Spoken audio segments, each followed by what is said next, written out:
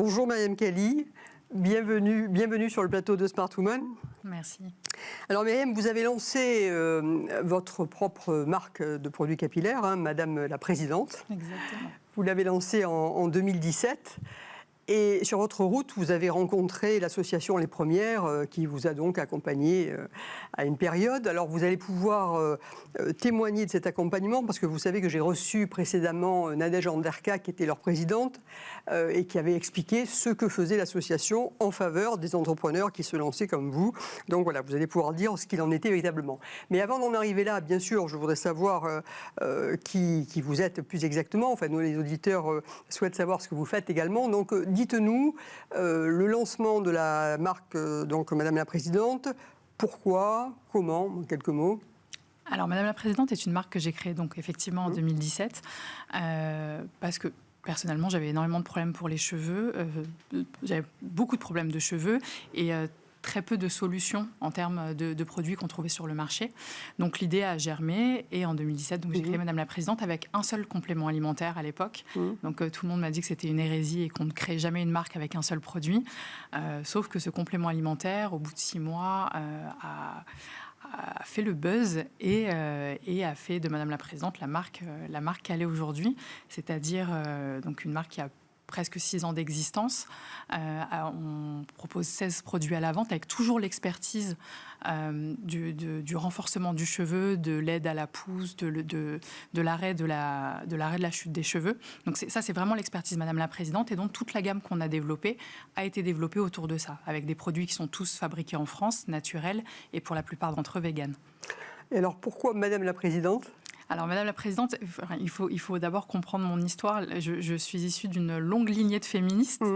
Et l'idée de cette marque, c'était au-delà de rendre la confiance aux femmes par des cheveux en pleine santé, c'était vraiment de les mettre à leur place, les mettre en valeur et à chaque fois qu'elles prennent les produits, qu'elles puissent se dire « je suis présidente ». Donc c'était un petit clin d'œil à ce côté empowerment. C'est un joli clin d'œil, effectivement. Alors, sur votre route, vous avez donc rencontré l'association Les Premières. Oui. Ça s'est passé à quel moment et qu'est-ce que vous y avez trouvé ? Alors, j'ai rencontré Les Premières à 1 an et demi, 2 ans d'existence. Donc, on avait déjà commencé à bien travailler. J'avais déjà commencé à un peu m'entourer. Sauf que j'étais toujours peu professionnelle, finalement, parce que moi, je ne suis pas du tout issue du milieu du business. J'ai fait de l'histoire de l'art et je n'ai travaillé que dans l'art avant ça. Et les Premières ont été pour moi absolument cruciales parce qu'elles m'ont aidée à un moment qui était très charnière pour Madame la Présidente. Elles m'ont aidé à passer un plafond de verre, en fait. Donc, j'ai travaillé avec elles pendant 6 mois dans le cadre d'un coaching avec une banque d'affaires. Et elles m'ont aidé à mettre en place une réelle stratégie, à retravailler mon organigramme aussi, parce que quand on démarre seul et on doit vite s'entourer quand ça fonctionne. Et les Premières m'ont aidé sur tout ce plan-là, devenir vraiment une entrepreneur, une femme d'affaires et à gérer mon affaire comme elle devait être gérée.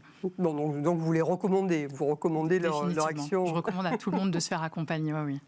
Alors, je trouve que c'est assez remarquable parce qu'effectivement, 2017-2024, 6-7 ans, avec déjà un chiffre d'affaires tout à fait conséquent, je crois qu'on peut le citer, oui, bien sûr. De l'ordre de 4 millions d'euros, donc c'est très bien, 15 personnes. Donc aujourd'hui, quels sont vos projets, quels sont vos défis ? Là aussi, c'est assez court, mais donnez-nous un petit peu la suite de l'histoire. Alors, on a un développement de produits. On travaille très longuement sur le développement de produits. Donc là, on a 10 produits à venir pour 2024, début 2025. Donc ça, c'est un très gros challenge pour nous. Et on a aussi l'international qui nous fait du pied. Ouais. Et donc, on aimerait bien s'installer notamment en Afrique du Nord et aux Émirats. D'accord, donc de belles perspectives de développement à nouveau devant vous. Bon, exactement. En tout cas, c'est très clair. Quand on vous écoute, on voit bien, vous avez identifié un besoin qui était votre besoin au départ. Exactement. À partir de ce besoin, vous vous êtes dit qu'il fallait trouver une solution. Il n'avait pas sur le marché, vous l'avez créé. Et quand on fait ça, on crée une entreprise et en fait, on est complètement dans le tempérament de l'entrepreneur en action. Donc, vous en êtes un bel exemple et bravo pour tout ça et bravo pour votre énergie.